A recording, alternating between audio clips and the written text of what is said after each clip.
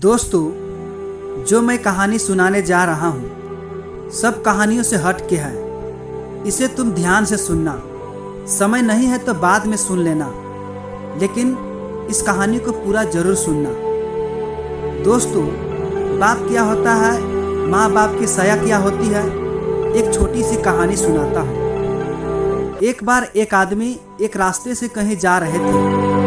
उसका एक बेटा भी था, 5 साल के। वो भी साथ में ही जा रहे थे। तो चलते चलते उन रास्तों की कुछ ही दूरी पर एक मेला लगा हुआ था, जहाँ पर बहुत भीड़ थी। अब हुआ ये कि लड़का मेले में जाने के लिए अपने बाप को जिद करने लगा कि पापा मुझे मेला घूमना है। लेकिन उस आदमी के पास इतने पैसे नहीं थे कि वो आदमी अपने बेटे को मेला घुमा सके। वो गरीब आदमी था। बोला कि बेटे, आज नहीं, किसी और दिन चलेंगे। अभी हमारे पास इतने पैसे नहीं हैं कि मैं तुझे मेला घुमा सकूं। अब लड़का जिद्दी था, और हर बच्चा जिद्दी ही होता है। अपनी बाप को जिद करने लगा कि नहीं पापा, मुझे जाना है। लेकिन हर बार बाप मायूस हो जाता था, क्योंकि उसके पास पैसे नहीं थे।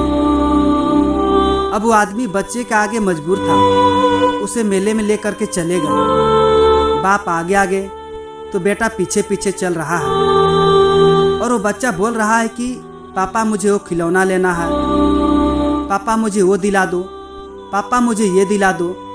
जिद करने लगा, लेकिन उनके पास पैसे नहीं थे।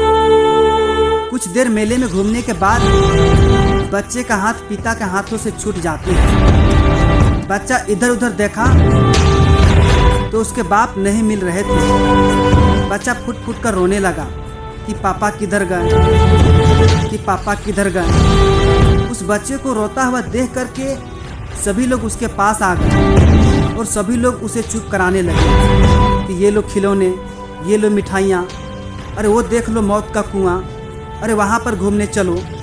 सभी लोग बोल रहे थे, लेकिन बच्चा फिर भी रो ही रहा था कि पापा किधर गए, कि पापा किधर गए। लेकिन उनके बाप मिल नहीं रहे थे। दोस्तों, इस छोटी सी कहानी हमें ये सिखाती है कि बाप क्या होता है, माँ बाप की साया क्या होती है। एक अनाथ बच्चे से पूछो, जैसे कि मैं हूँ। दोस्तों, बिना माँ बाप की जिंदगी जीना कितना मुश्किल होता है, कितनी परेशानी होती है, वो मेरे जैसे अनाथ बच्चे ही समझ सकते हैं।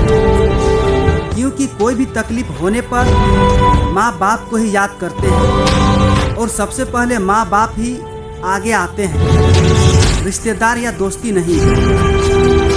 इसलिए दोस्तों, अगर आपके माँ बाप हैं तो उसे इज्जत करो, उसे ख्याल रखो, क्योंकि सारी दुनिया की दौलत भी माँ बाप को रिप्लेस नहीं कर सकती। माँ बाप की साया बहुत बड़ी होती है। अगर माँ बाप आपके साथ है तो फिर किसी चीज़ की ज़रूरत नहीं होती है दोस्तों। इसलिए माँ बाप को हमेशा इज्जत करो, उसे ख्याल रखो।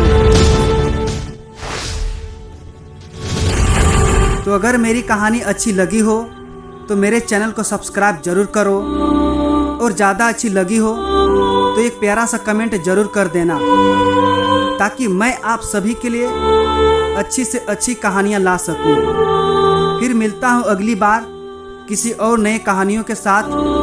तब तक के लिए सब्र करो, शुक्र करो, और ज़िंदगी में आगे बढ़ो। धन्यवाद।